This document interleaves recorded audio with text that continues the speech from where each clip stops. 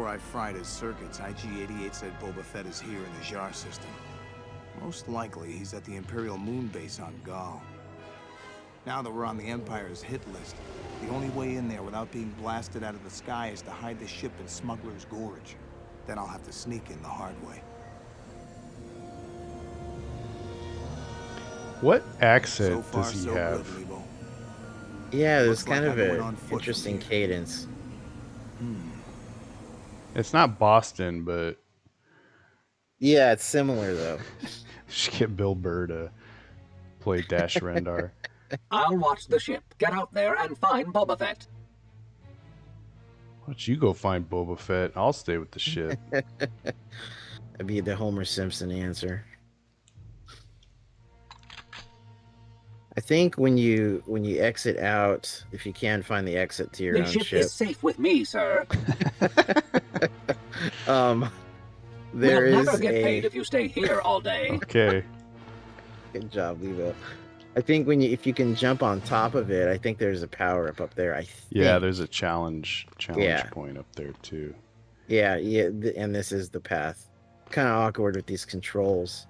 Yeah, but so we were talking about this before we started recording this. Okay. There's some weird technical stuff with this game where it runs better if the frame rate's locked at 30. Yeah. Whoops. doesn't help my jumping ability. But once I locked It's it, so precise. I know. It's still a little floaty, but once I locked it to 30 frames a second, it feels a little bit better controlling Dash. And some other stuff. The only other thing that I noticed was the probe droids and Luke's animation at the beginning of the Hoth level was faster. Sped up. Yeah. Speaking of probe droids. Yep. The premier frontline unit of the Empire. Yeah. They should make that like a joke in Bad Batch. Yeah. Where Or it's even like, Mando. That's like a well, no, that's like one of Tarkin's options. Like, we'll just use probe droids. It's one of those things that,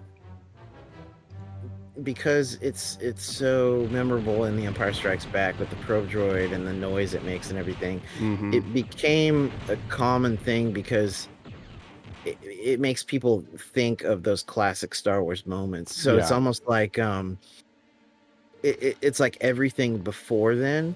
You have on the timeline, you have 3 years of stories pre-Empire, like from A New Hope. Yeah. And it's just funny when you go back and look at those old Marvel comics and there's no probe droids or anything.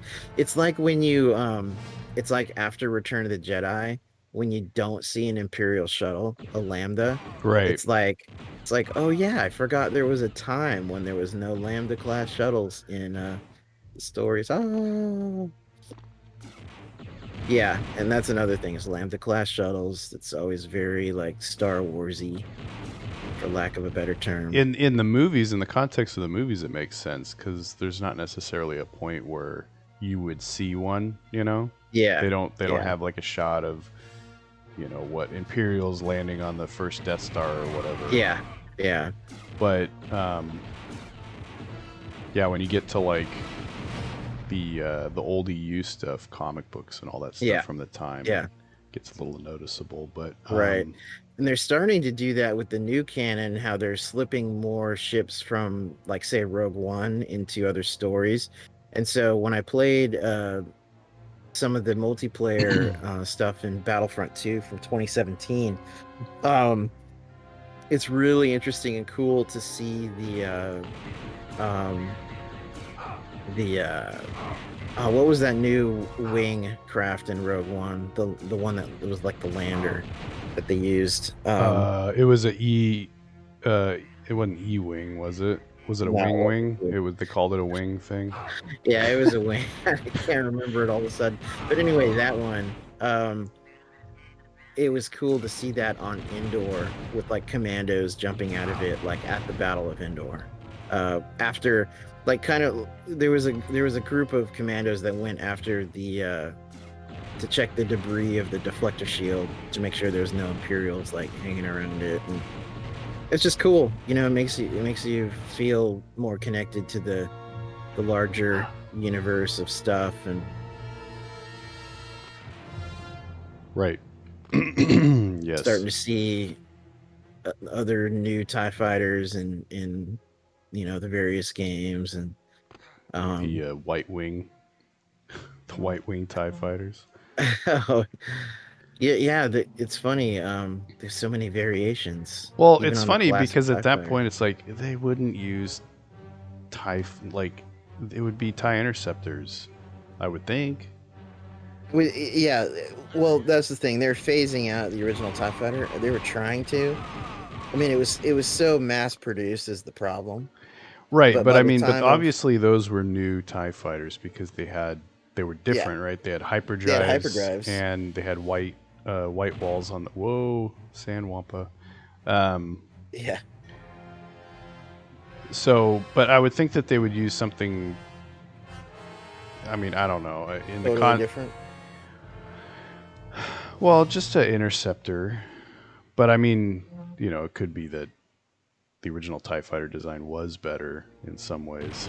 Right. But I don't know. It's just a nitpicky thing. Yeah. Or they could use like TIE Advanced design, like Vader's TIE fighter. Mm-hmm. Or the TIE Avenger, which is like the updated advance that we got in TIE Fighter.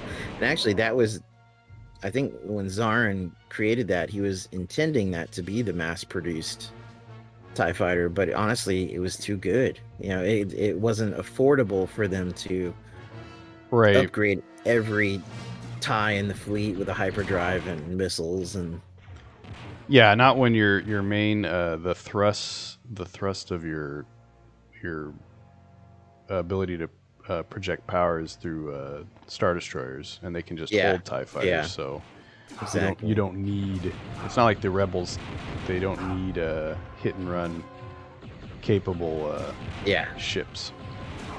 Right. Come on, auto aim piece of junk. That was a great death. Yep. Kind of got the Shadows version of the Wilhelm scream.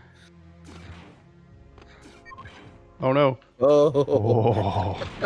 It's one of those games where like you actually can go over, but the animation just makes you fall back to the kind of like Toe Jam and Earl does that. Oh also. yeah. They make the sound too. I love that game. I have the new version on I Steam. still haven't played it. I need to play it. Well, you know what we could probably do actually? Steam supports this is now the Steam podcast. They have like you can play games with somebody else that doesn't own the game remotely. Yeah. Oh, so cool. we might be able to do that. Yeah. Yeah, because we had been looking for like NES games that had that capability on different emulators and stuff that we could play the same game. It's difficult to find, actually. Let me just say, it's so refreshing they didn't use the Wilhelm scream. I'm so sick of that. Get old. So sick of that trope. And hey, they clearly got sick of it at Disney too, because I think the last one or two Star Wars films didn't have the Wilhelm. That's kind of lame. I mean, yeah, now I'm going to complain. Now I've totally shifted positions. And now it's time I'm all Just for the anti-Disney contrarian. Actually, that is an irritating thing. I have an ex-friend who he was just a contrarian with everything. It didn't matter what it was, but if there was anything that the heck? that people liked, didn't matter what it was. If someone liked it, he didn't like it. So everything he liked was always uncool to him. Yeah. You know, it's just like, ugh, jeez. Well, it's okay to like crap I sometimes. can You appreciate the don't. Wilhelm scream as you know, a in joke or whatever with Yeah. sound designers from Hollywood. Yeah. But it does get old. They just need to replace it with something. Like we said before, replace it with replace it Could with have used it right there. Lando's. Wah! That should be the Star Wars Wilhelm scream. Wah! They'd have to pay Billy D a residual Every time. every time, yeah. I get paid $10. He could probably use the money. Oh no, come on. He was in Rise. No, he's doing. I think he's doing better these days. Certainly because of his constant usage from Lucasfilm for his voice. I mean, he voiced Lando in Battlefront 2. Yeah. You know, he's got all these emotes, and each one is a dialogue from him, and then no, I think he's doing all right these days. I was mostly kind of joking about how in the 90s he was like Mr. like straight to video in the 90s. Oh yeah. When there was the gap before the prequels, and you know, there was a movie, I think it was called like Alien Intruder.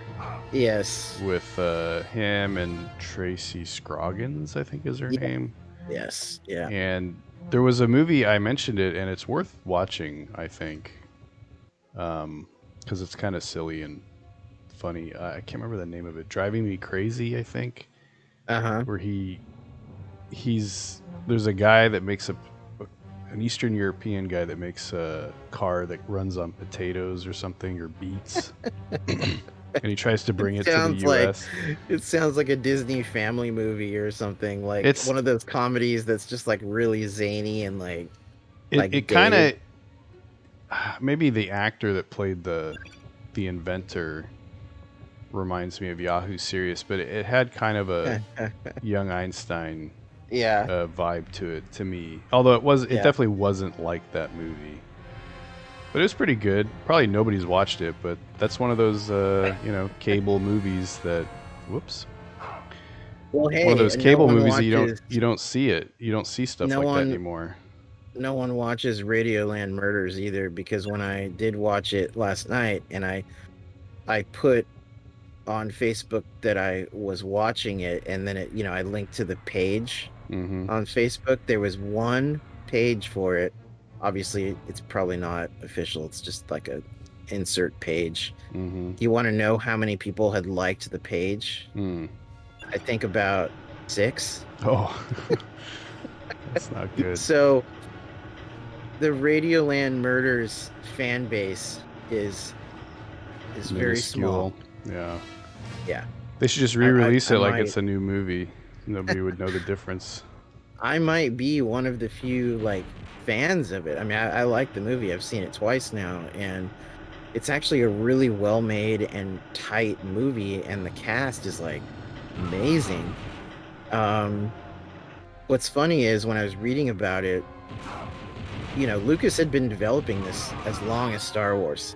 He had a script or some form of outline or script going back as far as 1972.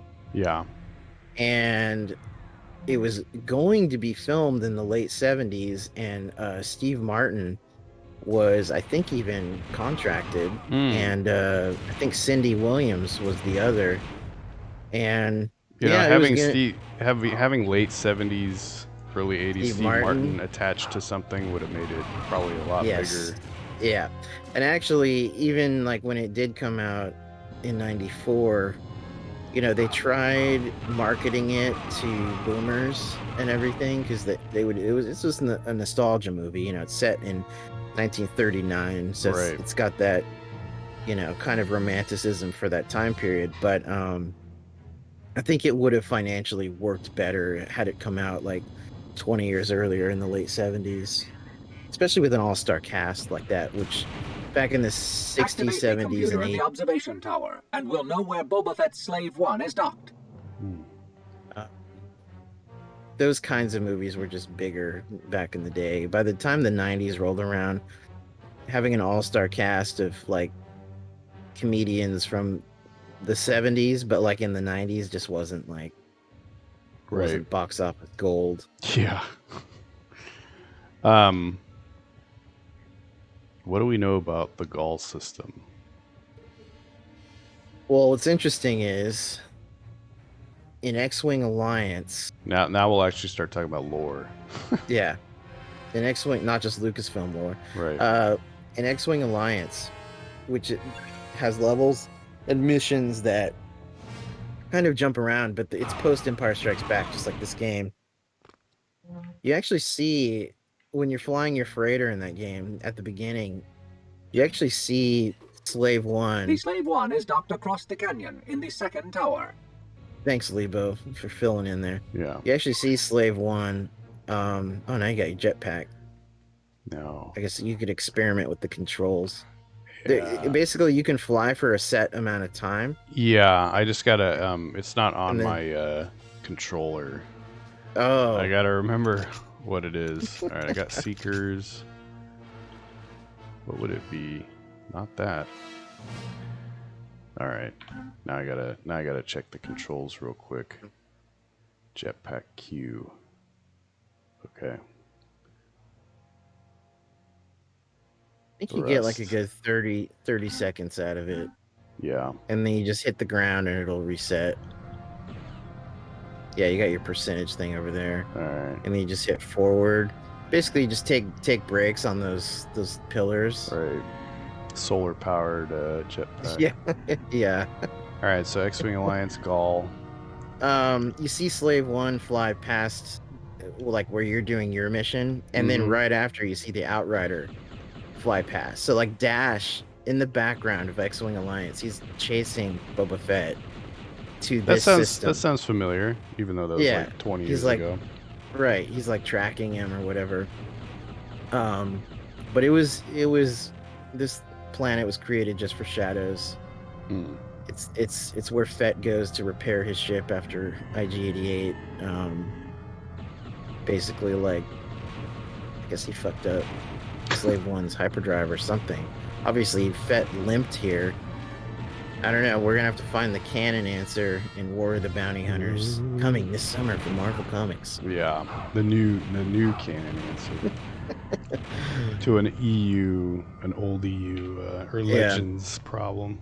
Well, what's funny is I saw a headline a couple days ago saying, I think it said, War of the Bounty Hunters fixes Shadows of the Empire. And I was like, wow, talk about throwing shade. Was it broken? Uh-oh. Yeah, I know. Was it broken? I got a problem. Boy. How do I go down? I got a problem here. This is how I go down? I was going for a stupid challenge point. Oh, dude. Yeah, if you had just been able to take your land damage, okay, you would have been all right. Yeah. Well, I saw something over there. Whatever. Yeah, I saw challenge something. Points are like carrots to you. Yeah, I know. Well, hey, you look for all items and stuff. Mostly. Yeah, I saw some thing pop up in my feed on Facebook, I think, or somewhere. It was like, oh, and it was recent. It's like, why is Shadows of the Empire not canon? And I was like, why is this? Yeah. Why is this an article in 2021? That's the thing. There is, kids where Shadows of the Empire was their thing when they were young. That was worth it. I am not going for any more challenge points. This was a big deal for them, and I think it was the. At least you have the jetpack. I had to quickly hit the Q button on the keyboard. I like that you like delayed it like it was a parachute or something. I had no You know, choice. like base jumping with dash. Yeah, and he got one of them squirrel suits or whatever. I'm gonna start gliding through the canyons. Hopefully you don't hit a fucking a fucking crossbar like that one dude. Oh yeah. Yeah, the challenge is those E-webs, man, because they can really mess you up before you land. It's like, shit. Well, it's tough when you're relying on auto aim.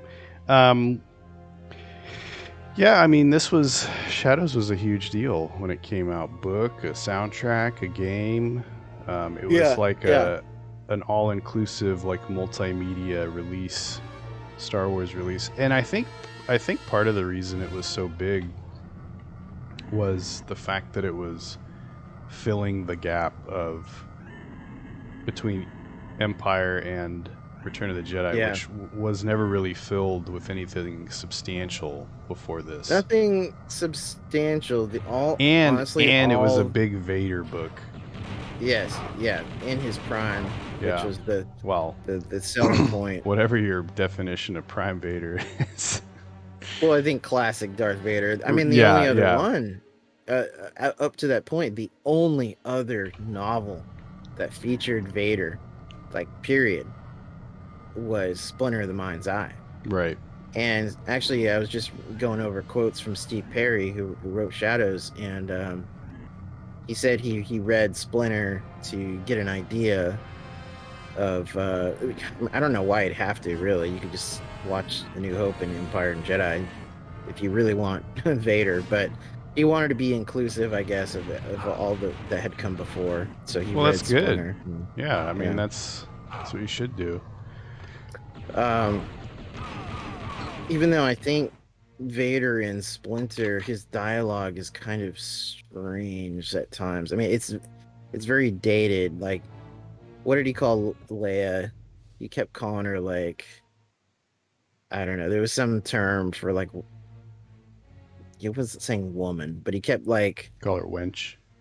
Wedge. Something like that. But yeah, it was something that was just like, what the hell? Just one of those things in 1978 that doesn't quite carry over to his character in 2021.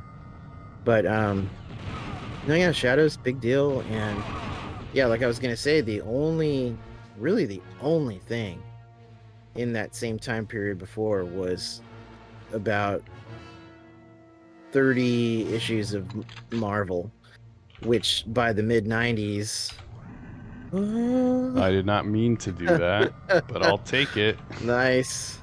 Did it switch your point of view? Yeah, I think because I maybe hit I hit tab when I was trying to hit Q. Okay. Wow, that was a save. Yeah, like that. Guess they did that little.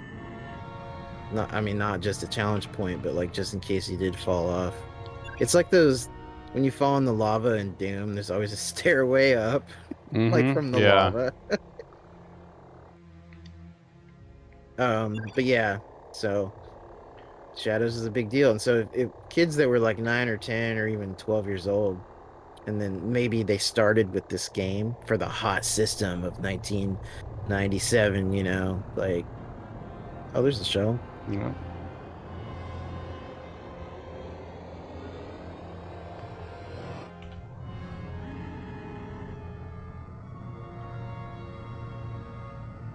It's the same for, like, you know, prequel era kids. Phantom Menace is the big deal for them. Racer, that was like their entry point into Star Wars gaming. Oh yeah, helps that it's a good game too. Yeah, that was a good game. But it's strange, like, oh geez. God. Hopefully there's seekers. I can't remember. I have pulse cannon. Oops. Yeah. Actually, I guess if you could hit it in the head. Yeah. Possibly. I don't know if you're even supposed to do anything with it. Can you stand on a little ledge? Actually, yeah, being up there might be good because you can. Yeah, I don't know if it... Oh, geez. Thanks to the controls. Um...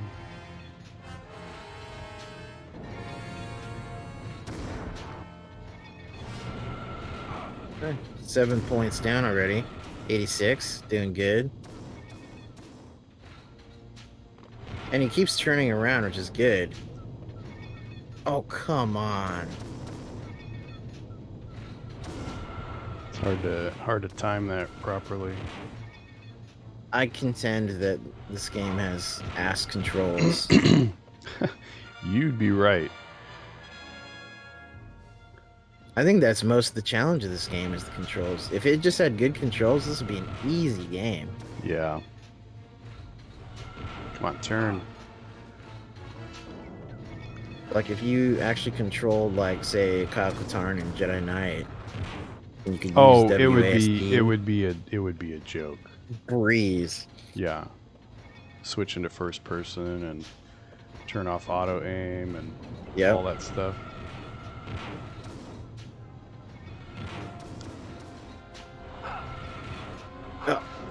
Oh. There you go.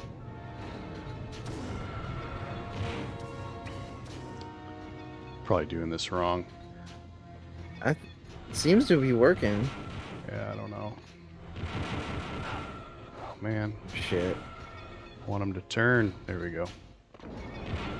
Oh, then he turns back. See, even though I hit him, you gotta hit him in the head, or else it... Yeah. Even with the secret, it's not that good. There we go. There he goes. I like how Dash does like that little duck, you know? Yeah. He's doing like a little... Oh. Okay, that thing lifted up, and there's health or something up there. I hope. Well, it's Challenge a challenge point. I need health. But there might be health on the other side of it, though. Oh no. Or at least, okay, I guess you got to hit those controls. Either way.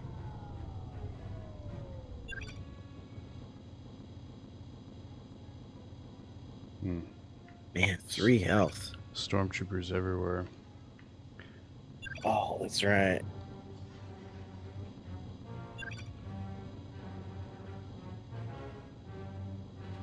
So all those opened up. Yeah, I saw one.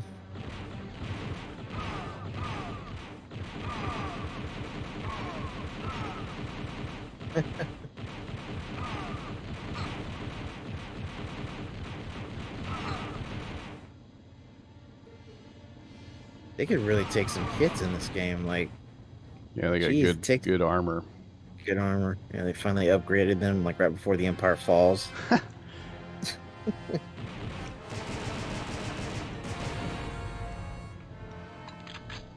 Oh, just what I wanted, more weapons. Yeah. Did I come in this way? Yeah. Yes. Yeah, look around the girders and, like, the other upper areas. There might be something. Well, I think that little hatch opened up. There might be something over here, though. Yeah.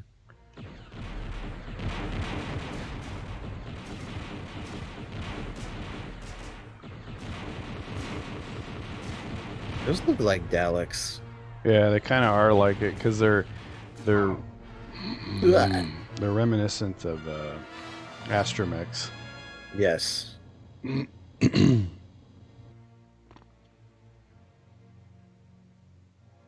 Yeah, I never got into Doctor Who. I've seen a little bit of it.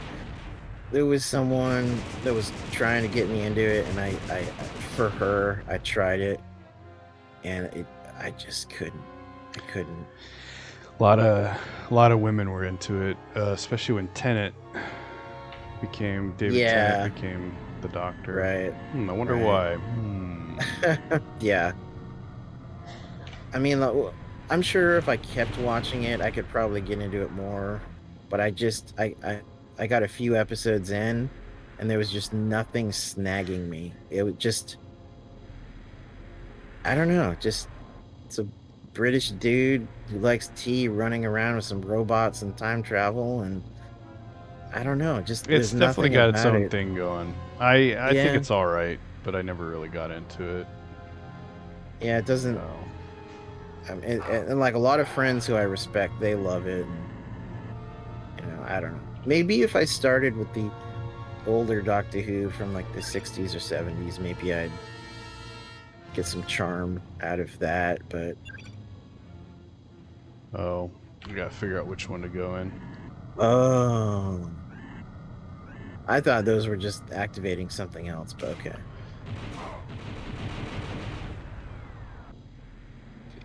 Oh, jeez. I guess. What am I doing here? Oh, what's he doing hanging out in the vents? Oh, I'm on vent duty today. Yeah. Whoa. Giant fans of Star Wars. This is not the first time we've seen this. Yeah. Oh boy. Oh yeah, you know what? You have to almost like hover between. I think. But I think I have to go down, so I gotta figure out what that control is. No, you do. Oh, there is just thrust. Yeah, there's What only the thrust. Heck? So what you do is jump, thrust to kind of like time the drop on the next. Oh, right, because you do go down.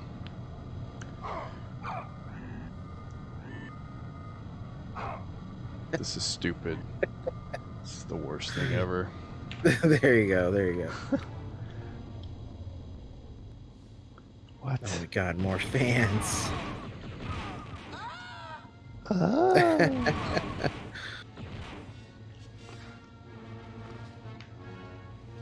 If there's any challenge points or anything down here. There's that looping Red Book audio of Cloud City. Yeah, but this is not. We were talking about this before we started recording this. The worst is the Hoth level. When I was doing my solo playthrough, and I was really paying attention to the music, and it's like really bad. Like where it loops is just really noticeable. This is at least kind of like, I don't know. This loops okay. I guess it loops in a lot of other games too. Yeah, it's pretty common. It's like, hey, Jedi Knight. God, did they give you a chance in this game? Like here's some shitty ass controls. Now let's just make every enemy hit scan you automatically. Well, it's hard to tell where the next thing is firing from, right? Where's that? Or did I get them all? Maybe I think you got them all. Hopefully there's some... I'm starting to have flashbacks myself of...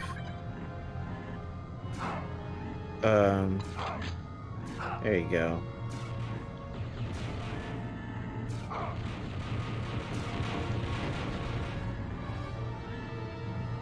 I would drop down now before you take... Oh, there you go. I was gonna say fall damage. No, it's good. And then you can maybe get the other items. Yeah. Without any enemies.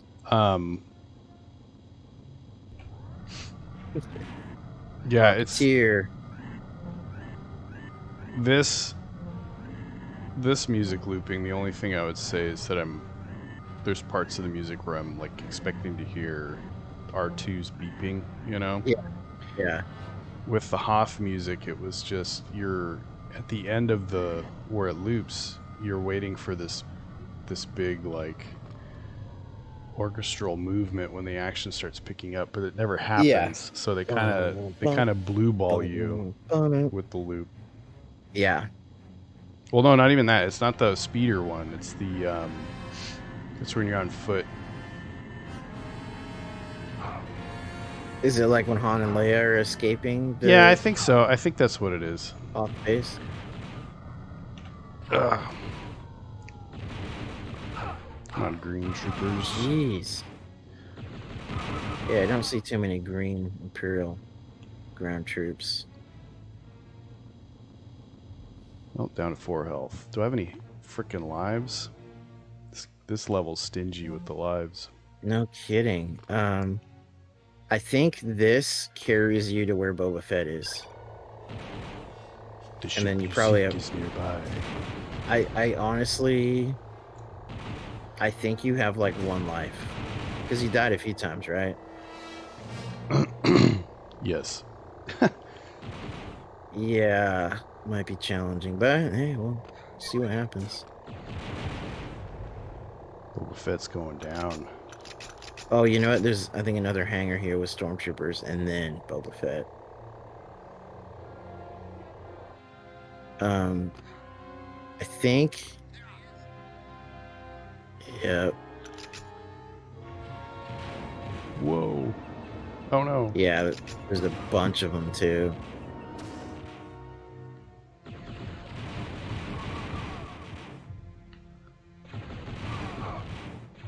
Ugh. Should say your lives here. Oh, this is your last one. I don't know why it just doesn't say it. See how it fades out? Yeah. Why doesn't it just say it the whole game? Why does it have to like only tell you when you die? That doesn't make any sense. Could they not spare the memory to display Well, that it's icon? just they don't want to crowd the screen, I think, is the thing. Yeah. Good job, LucasArts. Thanks for nothing. Shadows of the Empire for PC and N64, not a classic. Oh, I don't know. We're like we were saying, I think for if you had an N64, this was probably and a Star Wars fan, this was probably a really important game. It is, but someone must recognize though. You have to be honest. Like I'm this way with we are this way with Rebel Assault, but like with X-Wing is flawed, like highly flawed. Yeah. But it's still really good. But I'll be the first to admit, as much nostalgia as I have for X-Wing, it is compared to TIE Fighter, X-Wing is shit. I mean, it's not shit. It's not unplayable shit, but it's so flawed. It's not Rebel Assault shit. No, I'm far from that. It's way, way better. But the flaws of it make it more challenging than it needs to be. So you're flying missions where you don't know you failed the mission because it doesn't tell you like in TIE Fighter right away. So you're just flying and flying and flying, waiting for freighter to leave or come or go or whatever. And it doesn't tell you. Even on the updated collector's CD versions, it's very nebulous on indicating that you failed. So you might have just wasted 20 or 30 minutes of your life and you don't know. And that is how X-Wing is flawed. TIE Fighter, it's immediate. There's anything that disallows you from beating the level, a bullet mission to failure. Oh yeah, I know that audio. And you can at least appreciate him for fucking telling you right away so you can exit the mission and retry. It looked like that laser blast knocked you back. Blasted me back. Accidentally hit the jump button. Dash was surprised.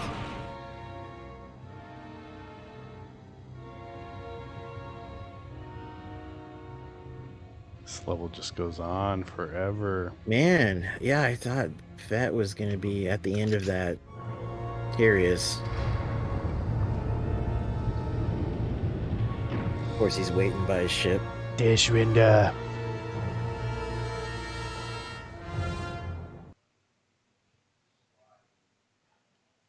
This is the way. This is my chain code. He ran away. Oh. Alright. Woo!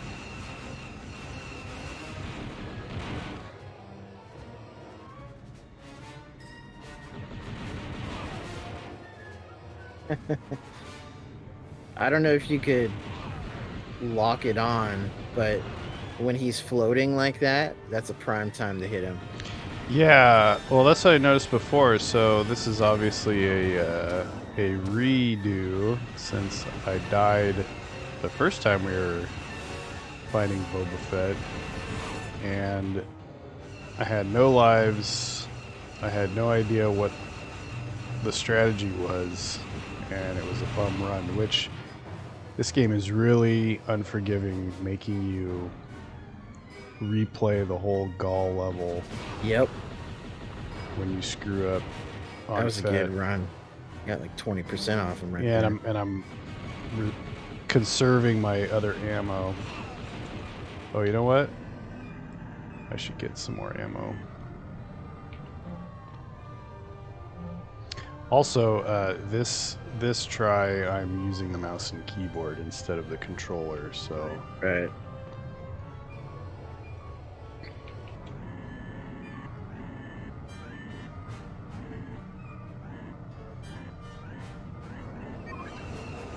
Oh.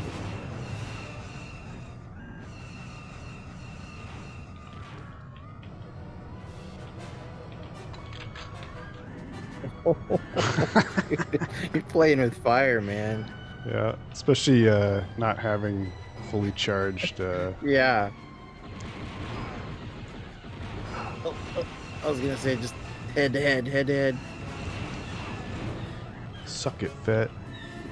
Or better yet, if you could even float next to him while he's doing his float, Oh yeah. you'll get a ton of shots. Like right there. Whoa. Oh, but it kind of knocks him back a little. Yeah, I'm running out of juice too.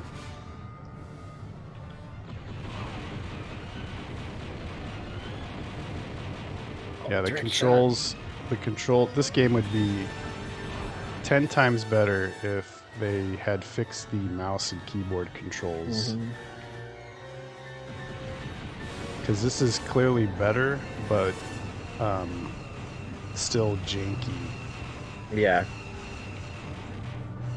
It's funny, there was another game I was playing recently that was a great game, but the controls were so bad it ruins the entire game. I can't remember what it was. I mean, there's just a lot of games like that minor little fixes could save them, but I was thinking Rebel Assault. Yep. The control in that game is so bad. Yep. I mean, it's bad anyway, and now it's a rail shooter, but well, I feel like because I played Rebel Assault on Sega CD, and obviously they had nerfed it a bit so that it would be easier to play with, just a regular controller. Yeah. Okay, cool. Now, if you could just get directly under. Okay. Even if the cannons are pointing at you, if you do it correctly, they will not shoot. Might have to be even closer, like right under it. Yeah, like that's the idea. That's the spot. Now, if you could lock, that's it. That's the spot. Now, if you could lock the... Damn it. It's supposed to not shoot. It shouldn't be shooting you. Oh, guess it didn't matter. And we never saw Slave One again. Yep, that's it. The fall of Slave One. It's got to be going elsewhere for your repairs, Fett.